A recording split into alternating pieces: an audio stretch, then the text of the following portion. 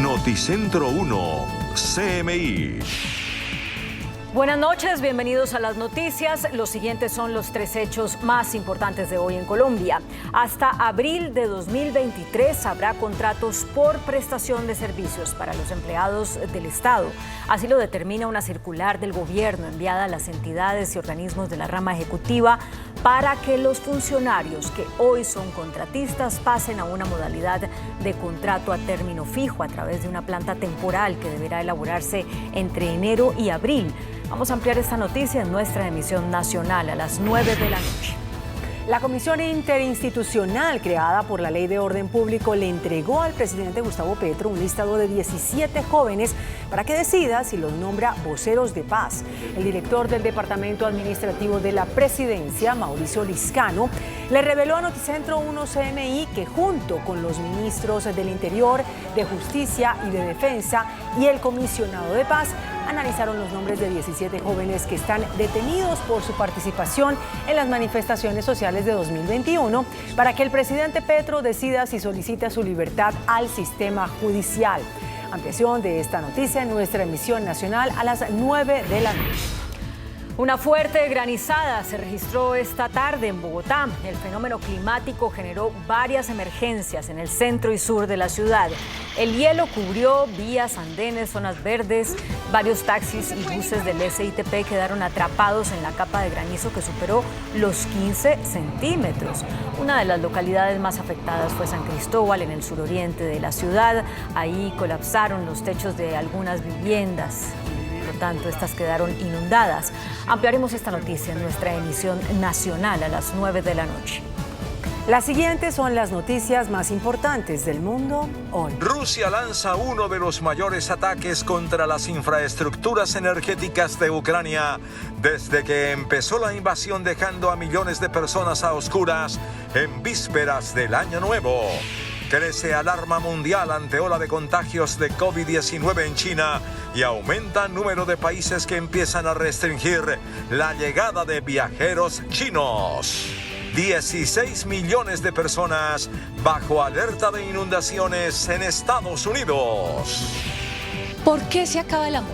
En las noticias del entretenimiento analizaremos este debate que surge tras la ruptura de Isabel Preisler y Mario Vargas Llosa. Una separación que le da la vuelta al mundo. Ya nos vemos. En otras noticias del mundo, Rusia lanzó uno de los mayores ataques contra la infraestructura energética de Ucrania, dejando a millones de personas a oscuras en vísperas del Año Nuevo y cuando el invierno arresta. Por toda Ucrania volvieron a sonar las alertas de ataques aéreos en medio de una nueva oleada de misiles rusos lanzados contra las principales ciudades de esta nación, que en vísperas de las celebraciones para recibir el Año Nuevo fueron víctima de una lluvia de cohetes ordenada por el Kremlin.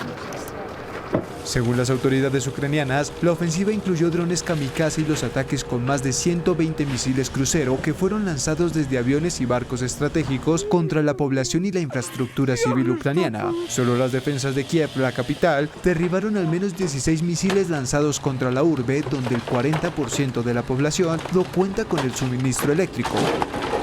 Ucrania sigue pidiendo a Occidente que les provean con defensas antiaéreas adicionales como el sofisticado sistema estadounidense Patriot, mientras Rusia ha golpeado el territorio ucraniano con decenas de ataques en las recientes semanas, ocasionando cortes de energía por todo el país y de hecho en varias ciudades el 90% de la población se encuentra sin suministro eléctrico. Un tsunami de contagios de COVID azota China. Según ciudadanos y médicos, la situación es peor de lo que se cree. Mucha gente está muriendo. Países del mundo toman decisiones para prevenir que casos de COVID lleguen a sus territorios. Pekín, en medio de su mayor ola de contagios desde el estallido de la pandemia de COVID-19, está viviendo dos realidades paralelas. Por un lado, la situación en los hospitales es grave tal y como se temía, y es la razón por la que las autoridades aseguran que extendieron la férrea aplicación de la política de COVID-0 tanto como pudieron. Pero por otro, desde el fin de semana la capital está dejando imágenes de centros comerciales y restaurantes abarrotados de familias que ya han pasado la enfermedad y que una vez recuperadas se lanzan a las calles a ver las luces navideñas, a comprar regalos o a disfrutar de pasatiempos. La decisión de flexibilizar casi totalmente sus medidas de control del coronavirus desató una ola de contagios masiva que colapsa los hospitales y crematorios del país, aunque el gobierno de Xi Jinping busca esconder las cifras de muertes a causa de la pandemia. Por esto hay preocupación global. Estados Unidos, Italia, Japón, India, Malasia y Taiwán son las naciones que decidieron más rápidamente imponer restricciones a la llegada de viajeros procedentes de China. Por su parte, el Reino Unido y toda la Unión Europea evalúan tomar medidas similares. Fuertes nevadas e inundaciones repentinas azotarán zonas de Estados Unidos como resultado de la llegada de un fenómeno conocido como río atmosférico. Más de 16 millones de personas a lo largo de la costa están bajo alerta de inundaciones de cara a condiciones climáticas severas que están por venir. Los impactos podrían resultar significativos en el centro norte de California y partes del suroeste de Oregón, donde se pronostican entre 76 y 150 milímetros de lluvia. Y continúa la crisis por la cancelación de vuelos en Estados Unidos. La aerolínea Southwest Airlines informó que más de 2.300 vuelos fueron cancelados este jueves. Miles de viajeros han intentado encontrar asientos en otras compañías o alquilar vehículos para llegar a su destino, pero se han quedado varados. El director ejecutivo de la aerolínea dijo que podría demorar hasta la próxima semana que el horario de los vuelos vuelva a la normalidad. Las autoridades, por su parte, informaron que aún hay alerta por el clima invernal para 12 estados del oeste y del centro de ese país. Una de las personas clave en las investigaciones contra Donald Trump por lo ocurrido el pasado 6 de enero del 2021 en el Capitolio es Cassidy Hutchinson, ex asistente de Trump, quien contó que Mark Meadows, ex jefe de gabinete, quemó varios documentos durante las últimas 6 semanas de mandato. Cassidy no especificó qué tipo de documentación era, si corresponde a copias originales o material protegido. También reveló que en al menos 2 ocasiones esa quema de documentos se llevó a cabo tras reunirse con el representante republicano Scott Perry, uno de los aliados de Trump, señalados por intentar utilizar el Departamento de Justicia para anular aquellas elecciones en las que Joe Biden salió vencedor. Los nuevos aliados tecnológicos para cuidar el peso son tendencia por estas fechas, durante y después de las vacaciones de fin de año. Los encuentros en esta época dicembrina normalmente implican algunos excesos en la alimentación que pueden desencadenar una subida de peso inesperada. Es por ello que resulta de gran ayuda encontrar aliados tecnológicos que faciliten una rutina para ponerse en forma. Como es el caso de la aplicación Home Workout, que es ideal para entrenar porque no son necesarias máquinas ni accesorios, pues formula rutinas diarias con el peso del cuerpo del usuario. Otra alternativa es 30 Day Fitness Challenge, una app que formula un reto de 30 días para perder peso de forma efectiva con 3 niveles de dificultad, mientras Coralis Fit es una plataforma de ejercicios inteligente que reconoce posturas y movimientos utilizando la cámara de un smartphone o tablet para entregar una retroalimentación al instante a través de un coach digital. Muy buenas noches. El mundo está hoy de luto porque murió el más grande futbolista en la historia de la Tierra, Pelé. Murió a los 82 años de edad, víctima de un cáncer de colon y complicaciones respiratorias y renales que posteriormente tuvo. El mundo entero se enteró un poco después del mediodía porque su hija Kelly publicó en su cuenta en Instagram esta fotografía con el mensaje: todo lo que somos es gracias a ti, te amamos infinitamente, descansa en paz. Nuestro invitado de esta noche es el exjugador de la Selección Colombia, Carlos Valdés. Carlos, muy buenas noches, gracias por aceptar esta invitación. Usted se encuentra en la ciudad de Cali. ¿Por qué Pelé rompe en dos, en su opinión, Carlos, la historia del fútbol en el mundo? Hola Yamí, un saludo muy especial para ti, por supuesto a todos los televidentes. Hoy nos encontramos con esta noticia, más allá de la situación de salud que ya vivía el Rey Pelé en los últimos días, donde habíamos tenido varias novedades en cuanto a su estado y sus condiciones físicas. Infortunadamente hoy se confirma esta lamentable noticia para su familia, pero sobre todo para la familia del fútbol. Creo que, bueno, al final yo no tuve la oportunidad de verlo físicamente jugando, pero claramente desde el nacimiento, digamos, y desde ese deseo del amor, de la pasión por el juego, se vuelve, digamos, una persona representativa, ¿no? Porque ya me lo decías, ¿por qué tanta influencia? Y creo que porque fue el jugador que definitivamente marcó una era, marcó un inicio de un fútbol evolucionado, de un fútbol donde se aplicaban muchos conceptos, la velocidad, la habilidad, la dinámica, la inteligencia de juego, la capacidad física y la capacidad de entender absolutamente todo. Creo que siempre fue un adelantado y precisamente por esa razón hoy todos los que amamos el fútbol, no solamente los futbolistas, sino aficionados, medios de comunicación y todos, creo que sentimos y nos unimos precisamente a este lamentable suceso. Tres Corazones, la ciudad de Minas Gerais, donde nació Pelé, era un pueblo muy, muy, muy pobre. ¿Qué se sabe de esa infancia paupérrima de Pelé?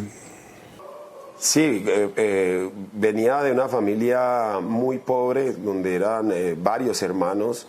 Hay que recordarle a la gente que su papá también fue futbolista, más conocido como Dondiño, llegó a jugar en Fluminense.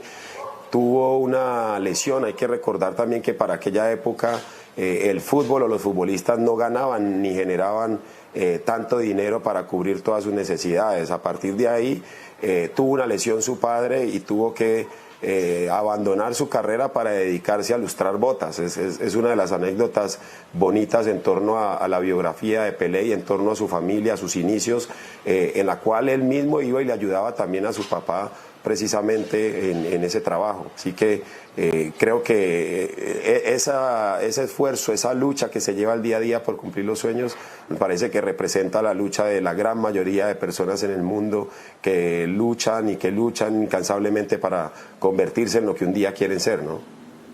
Sí, a propósito del padre de Pelé, hay una anécdota que tiene que ver, recuerdo, con el maracanazo.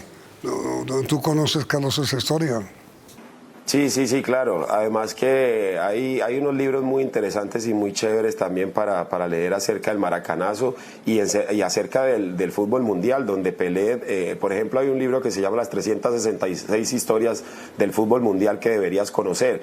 Y Pelé es gran participante de muchas de estas historias que ocurren en el fútbol desde su nacimiento en Inglaterra hasta lo que es el día de hoy. Sí, precisamente en ese maracanazo, cuando Brasil pierde contra Uruguay, Pelé tenía 10 años, tan solamente 10 años, era un chico que ya soñaba con ser futbolista, acompañado de su padre, quien claramente por la derrota estuvo en llanto, obviamente embargado por toda la tristeza que producía aquel partido, y Pelé cuenta la historia y las anécdotas, le promete ese día a su papá y le dice que esté tranquilo, que él va a ser campeón del mundo con la camiseta de Brasil. Y Pelé cumple su promesa cuando asiste a su primer mundial, ¿no? A los 17 años. Sí, así es. Juega su primer mundial con 17, casi 18 años, donde termina siendo un gran protagonista y claramente cumpliendo esa promesa que le había hecho a su padre, el futbolista Dondiño, donde comenzaría prácticamente esta nueva historia y el nacimiento de la leyenda del Rey Pelé. Además, después en el año 70 en México, es cuando juega su mejor mundial con la mejor selección mundial que ha tenido Brasil, ¿no es verdad? En el 70 en México. Sí, digamos que es un tema también que tiene que ver mucho con los gustos, pero la gran mayoría de las personas y amantes del fútbol recuerdan precisamente la selección de campeona de Brasil de México 70, También claramente esto tenía que ver ya con la evolución de Pelé, con lo que había logrado, con lo que había podido hacer en el fútbol de Brasil, con el recorrido que ya tenía y que seguramente lo tomaba él en una mejor versión de lo que había sido su carrera como futbolista. Algo muy parecido a lo que acabamos de vivir también en la actualidad, digamos, con Leo Messi, ¿no? Otro de los hombres que entran en el club de las leyendas históricas del fútbol, donde logran en una edad importante de su carrera desarrollar casi que su mejor estilo, su mejor versión y su mejor juego. En esa selección de Brasil, Carlos, jugaban, mire, Jairzinho, Rivelino, Tostao, Carlos Alberto, Gerson, Clodoaldo y además Pelé. Selección que nunca más volverá a tener ninguna nación del mundo, pues. Difícil comparar todos aquellos grandiosos y magníficos jugadores, sobre todo porque me parece que si algún país tiene jugadores muy talentosos de los cuales por gustos, por estilos, uno pueda decantarse por el uno o por el otro, precisamente es Brasil. Pero creo que el fútbol tiene un condimento bien particular, bien especial, y es que muchas veces solemos olvidarnos de los jugadores más allá de lo extraordinarios que puedan ser si no ganan. Y lo que aquí hay que decir es que esa generación de futbolistas grandiosos de México 70, pues nada más y nada menos ganaron una Copa del Mundo, así que claramente se quedaron en la historia y en la retina de todos los apasionados del juego, ¿no? Carlos, mire, la FIFA eligió a Pelé como el mejor jugador del fútbol del siglo XX. Y ahí surgió la polémica. ¿Quién fue mejor? ¿Pelé, Maradona o Messi? ¿Usted qué opina? Pero no, y Yamil no está metiendo a Cristiano Ronaldo, o es porque estamos compitiendo solamente con los campeones del mundo. Bueno, me parece que la polémica seguirá y va a estar abierta por muchos años más. A mí lo más importante es que tuvimos la oportunidad de tener una influencia, de contar historias acerca del Rey Pelé, de tenerlo también incluso de visita en Colombia, en aquel partido que además también tiene una anécdota, que es la única tarjeta roja que le han sacado, que le sacaron en su carrera deportiva, y que después claramente fue tanta la presión y el deseo de los apasionados del fútbol que tuvieron que volverlo a ingresar, ¿no? Esa es una de las cosas, por ejemplo, particulares de lo que generaba precisamente exonerantes de nacimientos Pelé, pero creo que al final va a ser una decisión que siempre se tome por gustos, por estilos, meritorio para cada uno de ellos, porque definitivamente lo que hizo Pelé, lo que hizo Maradona, lo que está haciendo Messi hoy, y yo incluiría en esa lista a Cristiano Ronaldo, es algo que solamente a los que nos gusta el fútbol lo podemos disfrutar. Cada uno decidirá quién le parece mejor jugador, pero sin duda alguna es extraordinario, y creo que pasarán muchos años para que algún jugador pueda hacer algo similar a lo que han hecho cada uno de ellos. Parece que todos los biógrafos de Pelé coinciden en que su fecha más histórica ocurrió cuando marcó el gol 1000. Aquí está.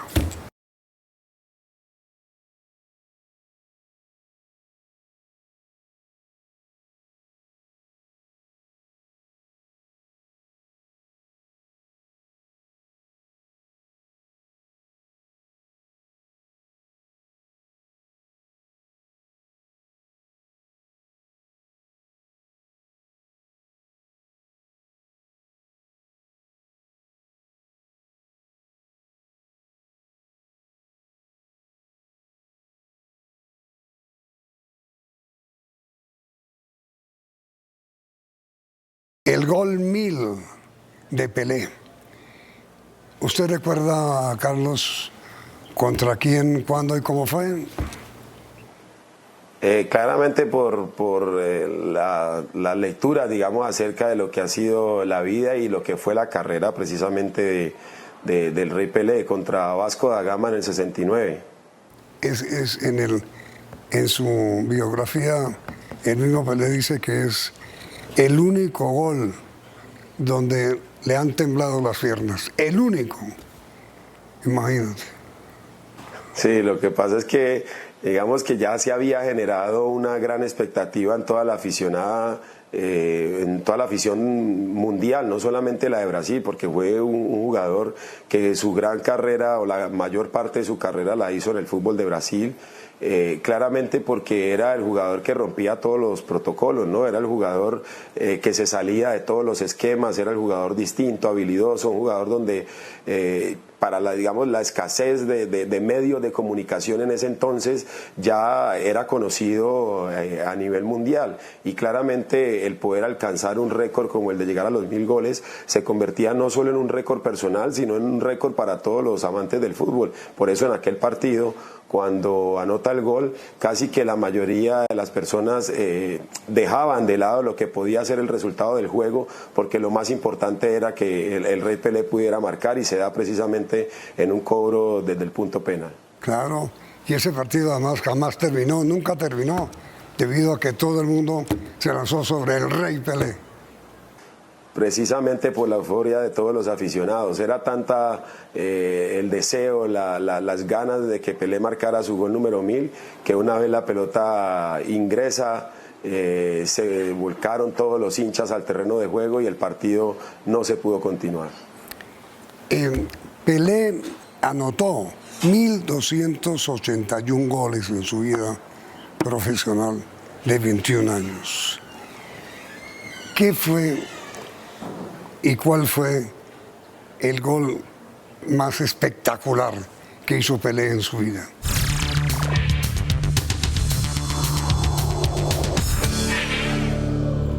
Aquí está el gol histórico que hizo Pelé en Fútbol México 70.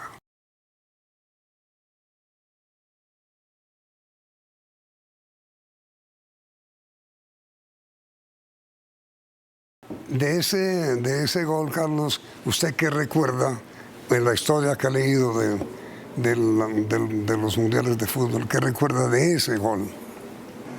No, pues claramente lo más valioso de ese gol es que le da la posibilidad a Brasil de ser campeona del mundo. Pero hablando en términos futbolísticos, creo que el gesto, sobre todo para levantarse y conectar esa pelota con la cabeza y de la forma tan potente como lo hace, es precisamente uno de los más grandes elogios que nosotros como futbolistas podemos darle a esa gran maniobra del Rey Pelé. Ese partido fue no solamente histórico por el golazo de Pelé en minuto 70 por ahí, sino que jugaba Italia, que acababa de eliminar a Alemania, que jugó la semifinal con Beckenbauer con un brazo roto, partido, quebrado. Claro, Beckenbauer, otro de los históricos y de las leyendas del fútbol, en aquella selección que era precisamente el capitán, ¿no? Y eso habla un poco del deseo también de lo que eran este tipo de jugadores, el deseo siempre de querer estar independientemente de un golpe, de una lesión, de una molestia, porque muchas veces el hincha desconoce muchas de estas situaciones. Tiempo después se dan a conocer estas historias y claramente termina uno convenciéndose no solo por el talento y la capacidad futbolística, sino por el deseo que tenían cada uno de ellos y sobre todo por el carácter que logran forjar cada uno de estos jugadores, ¿no?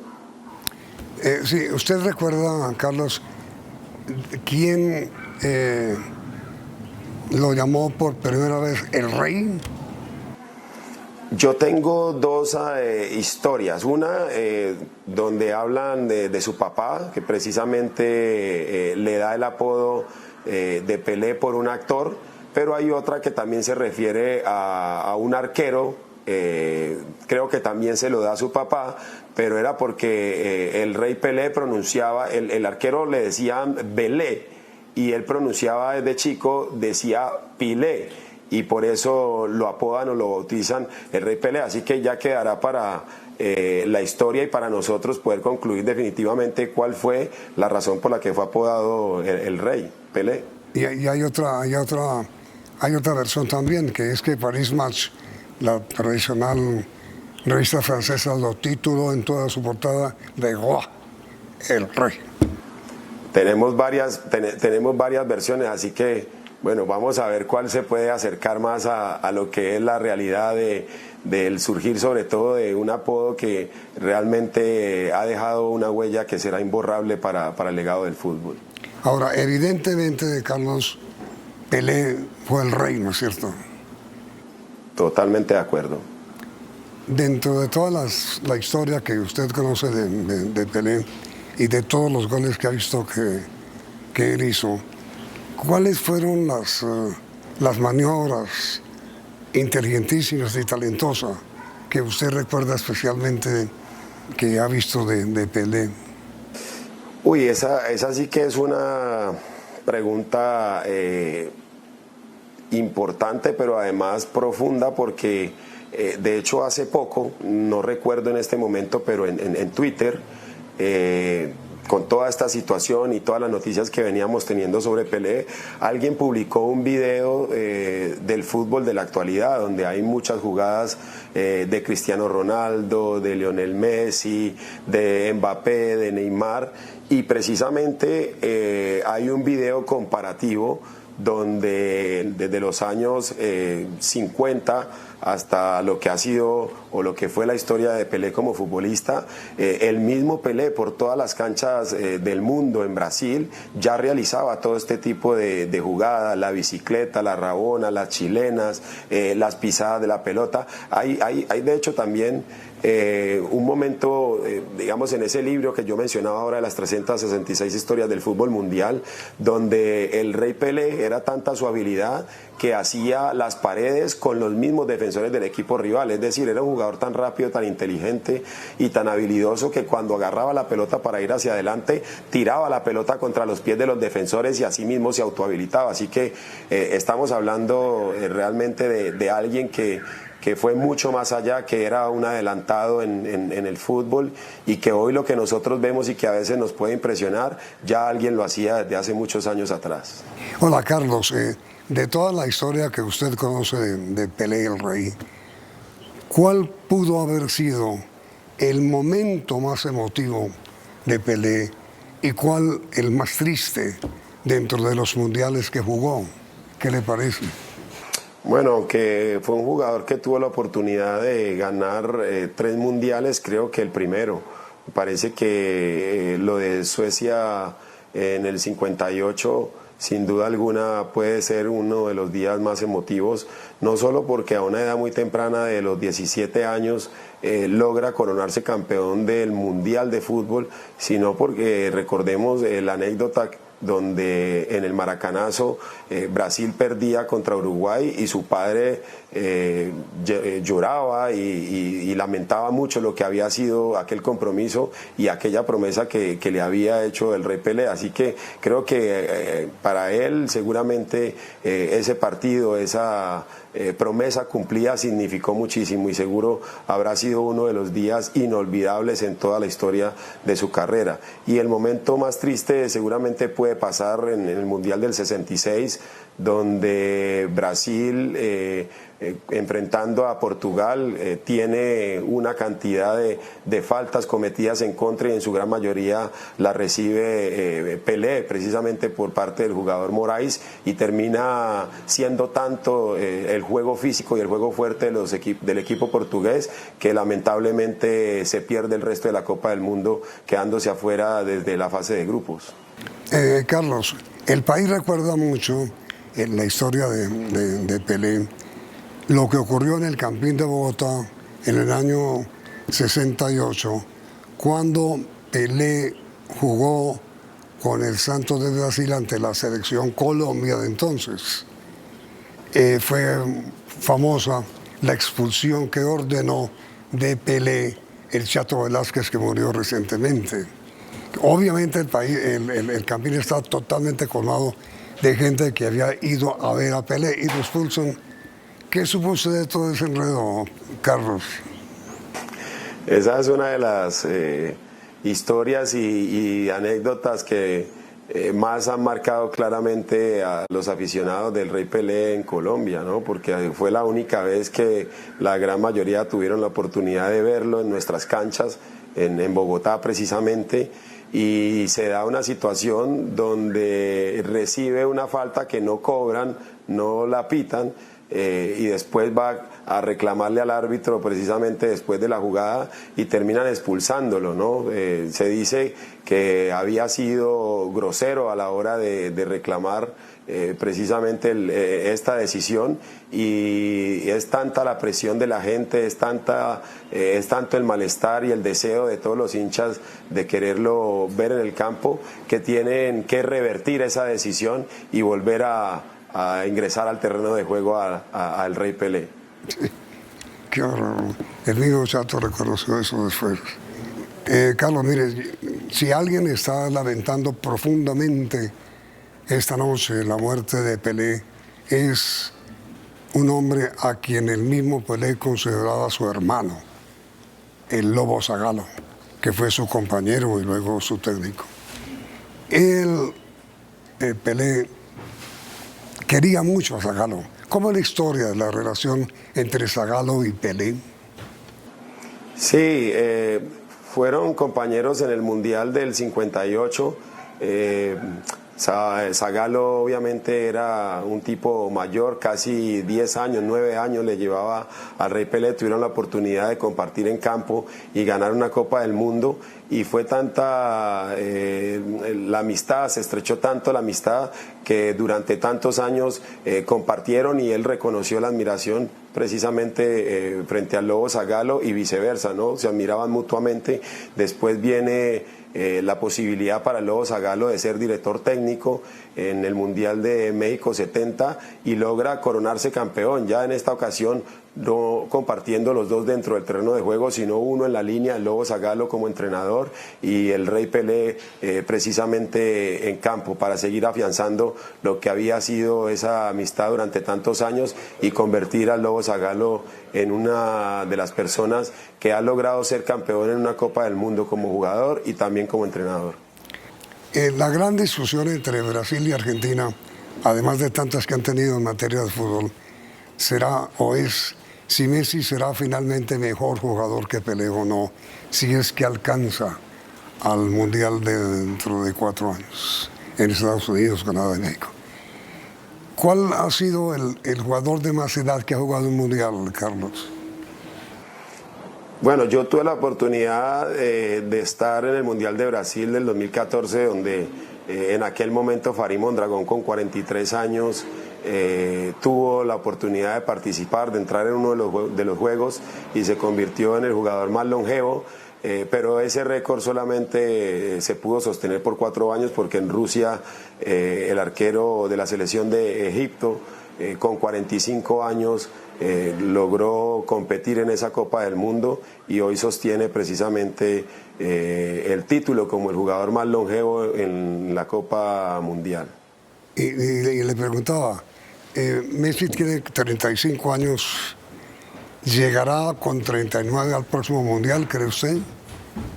Ya lo dijo Scaloni, que su participación y su cupo en la selección está reservado para cuando él decía retirarse, sea una decisión propia, porque por decisión de sus compañeros y el cuerpo técnico, en este momento Messi está garantizado en una plaza para la próxima Copa del Mundo.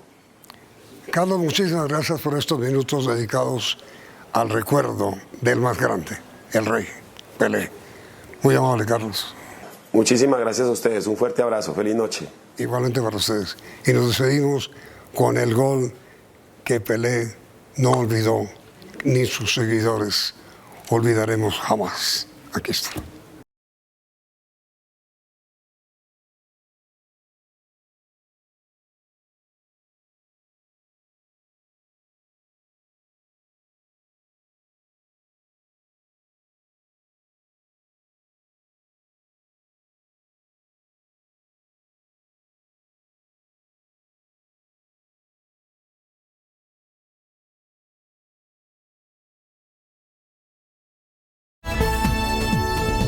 Noticentro 1 CMI. Freno a contratos por prestación de servicios. Comisión Interinstitucional recomienda al presidente Petro 17 candidatos a ser voceros de paz. Exministro Juan Camilo Restrepo le dice al presidente que deje de gobernar por Twitter. Fuerte granizada produce emergencias en el sur y norte de Bogotá. Avionetas de fumigación serán dedicadas a control de incendios. Siguen creciendo precios de los alimentos, reporta ministra de Agricultura. Con Claudia Palacios y Margarita Ortega. A través de una circular, el Gobierno Nacional determina que solo hasta abril de 2023 habrá contratos por prestación de servicios para empleados del Estado.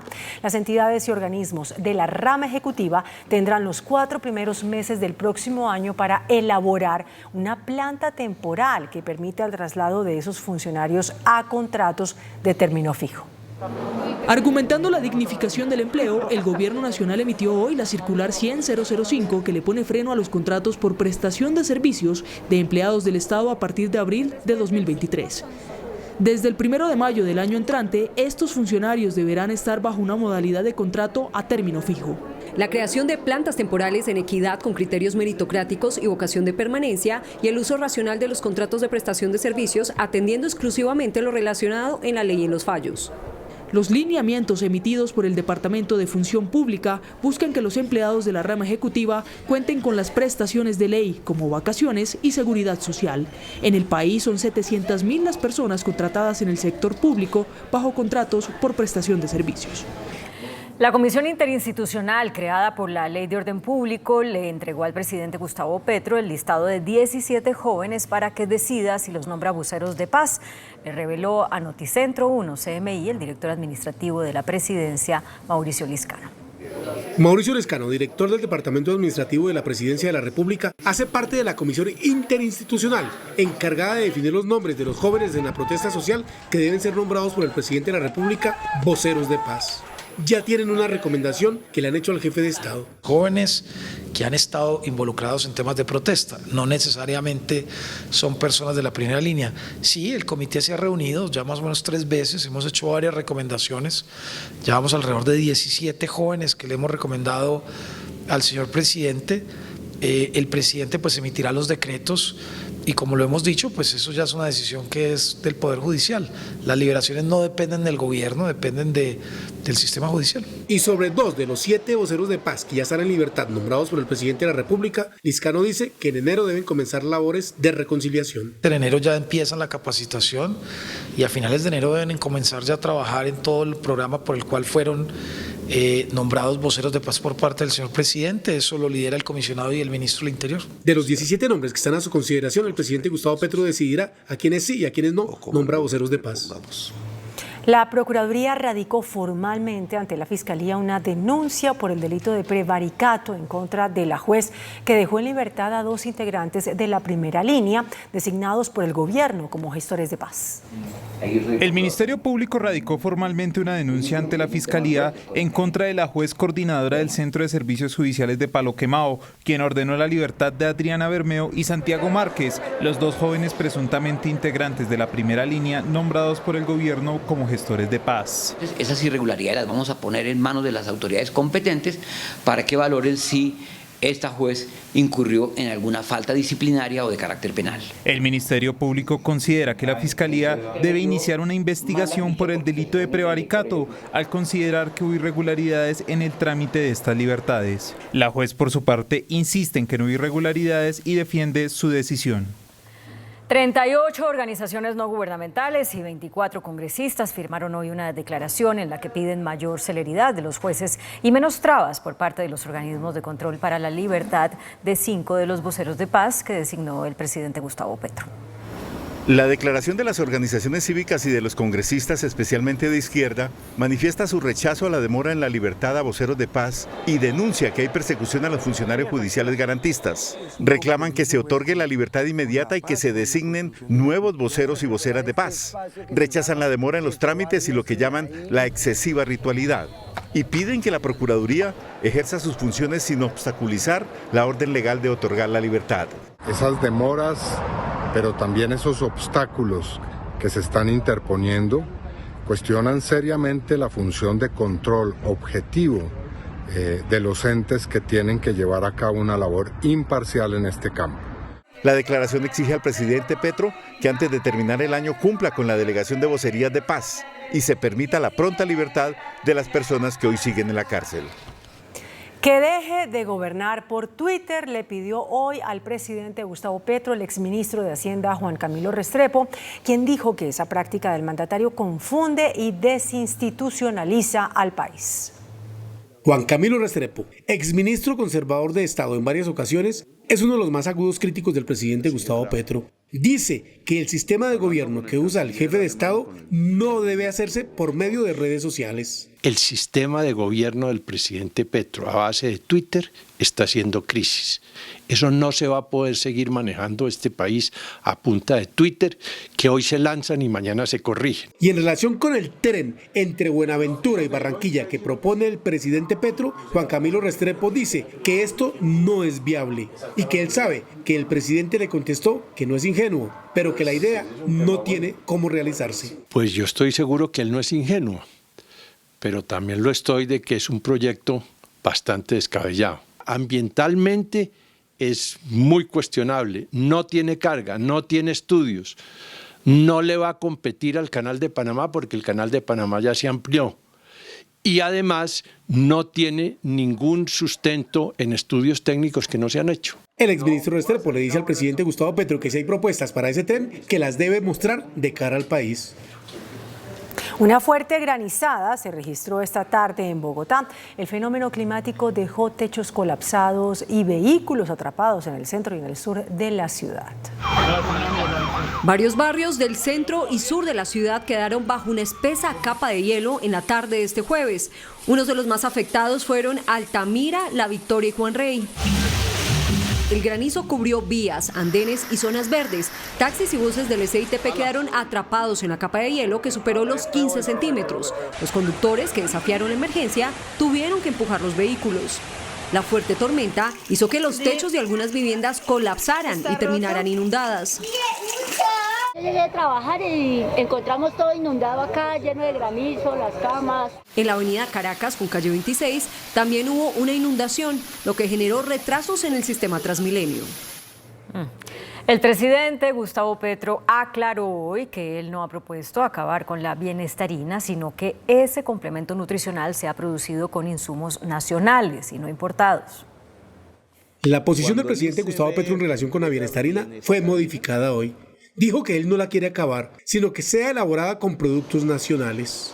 Y la controversia política continuó con ese trino que hizo el ex candidato presidencial Federico Gutiérrez. Parece una inocentada para los niños más vulnerables de Colombia que el presidente Gustavo Petro prohíba la distribución de bienestarina para su alimentación. Muy grave, será el responsable de más desnutrición infantil, dogmatismo en su máxima expresión. Ojalá lo reconsidere. A ese le respondió el presidente Gustavo Petro: hermano Fico, deje de decir mentiras, así sea un día. Nadie va a prohibir la bienestarina, solo que se debe producir con alimentos colombianos. ¿Sabe por qué? Porque aumenta la riqueza nacional y se logra soberanía alimentaria, el camino más eficaz para acabar la desnutrición. Federico Gutiérrez le pidió al presidente Gustavo Petro que oiga a la oposición, lo invitó a que se reúnan y hablen sobre los temas fundamentales del país. No da tregua a la pandemia por coronavirus. Las muertes aumentaron en el país en la última semana. Bajan los contagios y suben las muertes por COVID-19 en Colombia. Estas son las cifras de la última semana.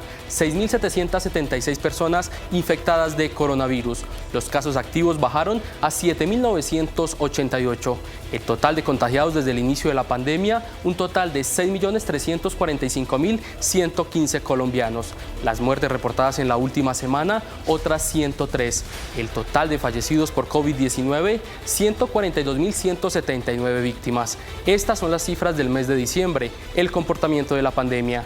Del 2 al 7 de diciembre, 5.336 contagios, 32 fallecidos. La semana del 8 al 15 de diciembre, 7.502 contagios, 53 fallecidos. Semana del 16 al 22 de diciembre, 7.930 contagios, 80 fallecidos. Y en esta última semana, 6.776 contagios, 103 fallecidos. Noticentro 1 CMI conoció la carta que le envió la alcaldesa Claudia López a ASO Capitales. En el documento la mandataria pide en tono vehemente reducir la millonaria cuota anual que pone Bogotá para el funcionamiento de la asociación. De no acceder a la petición estaría en riesgo la permanencia de la capital, dice ella. Una rebelión de alcaldes se está gestando en ASO Capitales, la asociación que reúne a las ciudades capitales del país. Una de las inconformes es Bogotá. Noticentro 1 CMI conoció la dura carta que le envió la alcaldesa Claudia López a la asociación, pidiendo reducir los millonarios aportes que hace la ciudad. En el documento, López explica que Bogotá pasó de pagar 51 millones en 2018 a casi 9.000 millones de pesos este año. Siendo alcalde el doctor Enrique Peñalosa, quien llegó avalado por el partido Cambio Radical, se hizo una drástica subida de los aportes pasando de 51 millones de pesos a 3.496 millones, que condujo a un fortalecimiento burocrático de la asociación. Ese descomunal aumento coincidió con la promoción de la candidatura por parte del entonces alcalde de la doctora Luz María Zapata a la dirección de la asociación. Luz María Zapata, esposa de Vargas Lleras. Por eso la alcaldesa en el documento asegura que en su momento el incremento en los aportes obedeció a un interés político electoral. Los recursos aportados muy generosamente por los bogotanos a nuestra asociación deben obedecer a criterios técnicos, misionales y legales y no a la promoción de candidaturas o aspiraciones políticas circunstanciales de ningún tipo. López explicó que Bogotá le aporta más presupuesto a ASO Capitales que a los organismos de control de la ciudad y agregó que la asociación acumula excedentes por 15.000 millones de pesos. No tiene ningún sentido que nuestra asociación tenga excedentes sin ejecutar, mientras nosotros tenemos necesidades apremiantes por cubrir. La alcaldesa insiste en que Bogotá seguirá siendo parte de ASO Capitales, pero no seguirá destinando aportes anuales por encima de sus posibilidades, por lo que propone reducir a 4.000 millones la cuota anual. El mercurio está asesinando a uno de los ríos más importantes del país, ubicado en Chocó. La minería ilegal sigue trayendo graves problemas al medio ambiente. Devastadoras imágenes del río Atrato en Quibdó, en el departamento de Chocó. Su agua ya no es oscura ni transparente, es blanca verdosa por la cantidad de mercurio que aplican para extraer oro. En Colombia, son 13 de 32 departamentos los que representan evidencia de explotación. Son en total 98.567 hectáreas. El 88% de la afectación se presenta en regiones como Chocó, Antioquia y Bolívar. En lo corrido del año 2022 se realizaron 586 operaciones contra estructuras criminales que venían afectando los ecosistemas, logrando intervenir 2.420 puntos donde se estaría realizando extracción ilícita de yacimientos mineros. Mercurio por extracción de oro, un atentado feroz contra la vida. Estas operaciones nos permitieron sacar de circulación 65 kilogramos de mercurio, que quizá parece poco, pero solo 1 gramo de mercurio podría estar afectando entre 500.000 y 600.000 litros de agua. Ante la crítica situación, la policía ha implementado la fitorremediación, que consiste en plantar árboles que absorben el mercurio. Las dos plantas que fueron seleccionadas fueron el guarumo y el piñón. Se plantaron aproximadamente 1.500 plantas en lo que fue la finca La Paraguay, que es de propiedad de la Policía Nacional. Así se ve desde el aire el contaminado y sufrido río. La explotación de oro de aluvión, la principal causa de una tragedia ambiental. La ministra de Ambiente, Susana Muhammad, aseguró que la tragedia ecológica en el río Sogamoso se debe al cierre abrupto de compuertas de la hidroeléctrica ubicada en ese afluente que está a cargo de Isagen. Y segundo, la Autoridad Nacional de Licencias Ambientales revisará la facultad entregada a Isagen para la operación de la hidroeléctrica de Sogamoso, que ha afectado el caudal del afluente y la vida de varias especies por los cierres abruptos. Está clarísimo en el monitoreo de la ANLA que de un día para otro el río Sogamoso pasó de 500 metros cúbicos por segundo a 80 metros cúbicos por segundo, que si bien es el caudal ecológico, no parece estar siendo suficiente para garantizar la vida del río, los peces y también obviamente la sostenibilidad de los pescadores y habitantes que dependen de él. La ministra de Ambiente aseguró que también se evaluará la situación ecológica de otros afluentes donde operan hidroeléctricas. Avionetas usadas para la aspersión con glifosato se utilizarán para controlar incendios forestales. Así lo dio a conocer la ministra de Ambiente, Susana Muhammad. 4 avionetas que eran utilizadas para la aspersión de glifosato y 2 helicópteros guacamaya tendrán una nueva labor: controlar los incendios forestales en el país, un proceso que liderarán las autoridades policiales. Donde sí estamos viendo grandes parches de deforestación en conjunto con la Fiscalía General de la Nación, vamos a avanzar en las investigaciones criminales para llegar a los determinadores de la deforestación. Según el Ministerio de Ambiente, en la temporada de menos lluvia, que se da entre los meses de diciembre y marzo, se registra más del 60% de la deforestación total del país. La Fiscalía reveló que hubo un aumento en la cifra de delincuencia virtual este año en el país. La entidad documentó más de 25.000 casos relacionados con ciberdelitos. Este año varias entidades como la EPS Sanitas, empresas públicas de Medellín y entidades públicas han sido víctimas de ataques cibernéticos, en los cuales los hackers han secuestrado información y robado datos. Pero los ciberdelitos no solo golpean a las entidades, este año este delito ha aumentado y se registran más de 25.000 denuncias. Por eso, la Fiscalía y el CTI pusieron en marcha una unidad especial para atender los delitos digitales. Entonces el señor fiscal empieza a plantear, bueno, necesito una dirección de ciberdelitos, y esa dirección fue creada y está creada en estos momentos y está en la implementación. ¿Qué se busca con eso? Pues atacar ese tipo de delitos. ¿Del apoyo de quién? Del Ministerio de Defensa, de las TIC. En 2020 se registraron 16.000 denuncias por este tipo de delitos, en 2021 ascendieron a 19.000 y este año los casos aumentaron considerablemente al registrarse 25.722 denuncias. Por 2 horas, el Aeropuerto Internacional José María Córdoba de Río Negro estuvo cerrado luego de reportar una emergencia con una aeronave privada. Según la terminal aérea, un avión que transportaba 8 pasajeros y 3 tripulantes y que cubría la ruta Panamá-Colombia se salió de la pista al aterrizar. Durante ese lapso, el acceso a las salas nacionales e internacionales fue inhabilitado y varios vuelos se retrasaron, lo que generó molestias a los viajeros. La aeronave ya fue retirada de la pista. En el municipio de Linares, en Nariño, se conoció el asesinato de Óscar Roberto Rodríguez Tobar, quien era concejal y vocero de la Unión Campesina por la Paz de dicho municipio. El concejal fue víctima de 3 impactos de arma de fuego en su lugar de residencia y hasta el momento es materia de investigación. Cayó en aguas del Pacífico colombiano el cargamento de cocaína más grande incautado este año por la Armada Nacional, cuando narcotraficantes pretendían enviarlo a Centroamérica. 2 semisumergibles que navegaban a alta velocidad por las aguas del Pacífico eran tripulados por 4 ecuatorianos y 3 colombianos. Transportaban 4.570 kilos de clorhidrato de cocaína, avaluados en más de $150 millones. Según las autoridades, los cárteles mexicanos buscaban introducir la droga al mercado de Centroamérica. Hay alarma mundial ante la ola COVID en China. 16 millones de personas están bajo alerta de inundación en Estados Unidos y Rusia lanza lluvia de cohetes sobre Ucrania. Las noticias del mundo en Noticentro 1 CMI. La decisión de flexibilizar casi totalmente sus medidas de control del coronavirus desató una ola de contagios masiva que colapsa los hospitales y crematorios de China, aunque el gobierno de Xi Jinping busca esconder las cifras de muertes a causa de la pandemia. Por esto, hay preocupación global. A medida de que fuertes nevadas en las montañas, lluvias generalizadas y ráfagas de viento continúan barriendo el oeste y empujando hacia el centro de Estados Unidos, más de 16 millones de personas a lo largo de la costa están bajo alerta de inundaciones de cara a condiciones climáticas severas que están por venir. Por toda Ucrania han sonado las alertas de ataques aéreos en medio de una nueva oleada de misiles rusos lanzados contra las principales ciudades de ese país. Se dispararon más de 120 misiles contra la población y la infraestructura civil. Por lo menos 3 personas, incluyendo a una niña de 14 años, fueron internadas en hospitales después de que los proyectiles impactaran en Kiev. El informe de la Unidad de Planificación Rural reportó alza en los precios de los alimentos durante diciembre.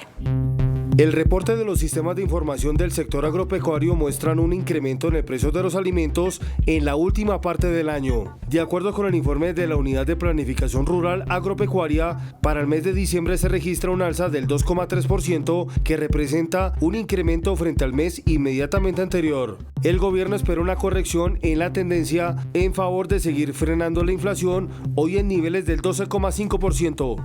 Lo que se ha tratado es de que no se baje la demanda, sino que con este aumento de ingresos hay un estímulo para comprar, y por eso es muy importante que la oferta de alimentos también crezca. Esa es nuestra responsabilidad, asegurarnos una oferta de productos alimenticios suficientemente amplia. La funcionaria señaló que las medidas del gobierno también contribuyen a frenar la inflación en Colombia. Los productos con mayores alzas son tubérculos y plátanos, hortalizas y legumbres y cereales. Tenemos unos meses un poco más tranquilos, ojalá para que podamos tener unas siembras. Acuérdense que se nos vienen las siembras febrero, marzo, abril, mayo. Necesitamos que esas siembras sean muy amplias y muy grandes para que podamos tener una oferta adecuada. Se espera que la tendencia baje a partir del segundo trimestre del próximo año. El índice de capitalización de la bolsa, que mide el comportamiento de las 20 principales acciones, cerró al alza. El índice selectivo MSCI Colcap de la Bolsa de Valores de Colombia subió 1,54% a 1.286 puntos. La acción de ENCA fue la que más subió, con una valorización del 10% a 25 pesos con 30 centavos.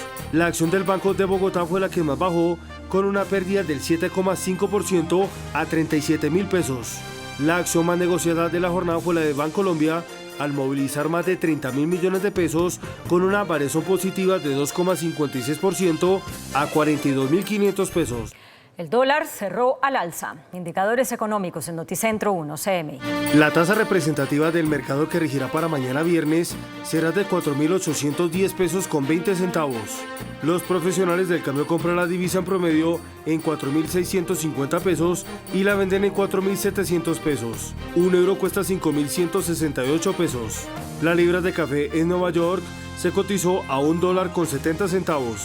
El azúcar se transó en 20,31 centavos de dólar la libra. El barril de petróleo WTI se cotizó en $78,61. La referencia Brent para Colombia se cotizó en $83,65. Una acción de Ecopetrol cuesta 2.420 pesos.